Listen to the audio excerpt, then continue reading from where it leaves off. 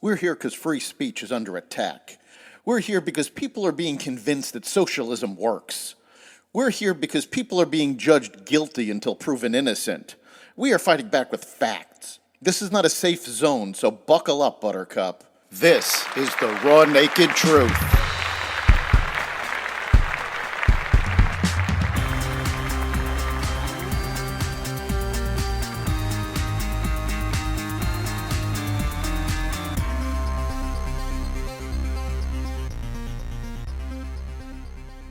A wake, a conviction, a lawsuit, and more. Welcome to the Raw Naked Truth. I'm your host, Eric Lupkin, and here's the news you need to know.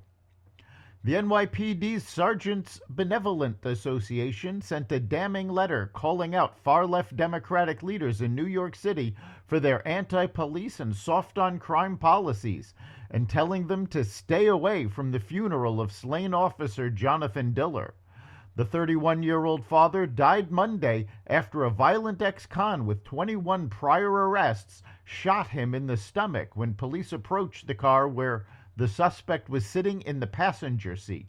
I'm sure that many elected officials will attend Officer Diller's funeral, shed a few crocodile tears, and prominently seat themselves for a good photo opportunity, SBA President Vincent Vellalong wrote in a letter to union members. The sad reality is we don't want them there. A number of officers who were planning to attend Diller's wake were prevented from doing so because they were called into work for President Biden's security detail for a fundraiser at Radio City Music Hall with former presidents Bill Clinton and Barack Obama. A former high-level Google employee said terrifying patterns were discovered in Google's core products and hypothesized how bias may have entered the Gemini artificial intelligence chatbot. Whenever there is a problem inside a Google product, the company has a reporting system called Go Bad that can be utilized to document potentially harmful content, according to the source. For example, if a user was on Google image search and found a result offensive, they could file a report either internally or externally, which would then be routed to the appropriate trust and safety team. In 2020, this system did not differentiate between different types of issue, such as identity, diversity, inclusion, and discrimination, the former employee claimed. There was no index to find one type of issue versus another. Now, apparently, there is, as Google prioritizes woke policies. FTX founder Sam Bankman-Fried was sentenced to 25 years in prison by Judge Lewis A. Kaplan on Thursday.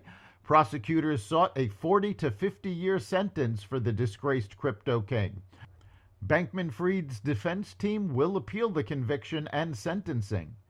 Kaplan said Bankman-Fried had shown no remorse. He knew it was wrong, Kaplan said of Bankman-Fried before handing down the sentence.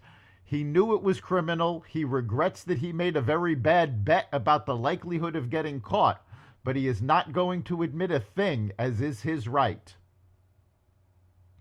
Stocks had their best first quarter since before the pandemic. The S&P 500 ended Thursday, the last trading day of the quarter, up by more than 10%, marking its best start to a year since 2019. The artificial intelligence craze, record corporate profits, and optimism about cooling inflation are all contributing to the stock boom. The economy got more good news yesterday when the Bureau of Economic Analysis reported that several key indicators, including GDP and consumer spending, grew in the fourth quarter of last year. Home sales bounced back after a January slump, jobless claims fell, and advertisers raised their full-year forecast. Consumer sentiment is now at its highest level since 2021. The figures indicate that the worst effects of Bidenomics may be over, but the numbers have not yet reached pre-Biden levels. Impeachment witness Tony Bobulinski on Wednesday filed a lawsuit against Fox News' Jessica Tarlov, claiming she had failed to adequately correct false and defamatory claims that a Trump-aligned super PAC was paying his legal fees. Today I filed a lawsuit against Ms. Jessica Tarlov of Fox News for defamation, although I am seeking compensatory, special, and punitive damages from her for the damage her public remarks inflicted on my personal and professional reputation. This is not about money, Bobulinski said in a statement. This is about the truth for which I have been fighting for 4 years. It is important for media personalities like Ms. Tarlov to understand that lies have consequences. Bobulinski has stated that any monies he receives from the lawsuit will be donated to charity.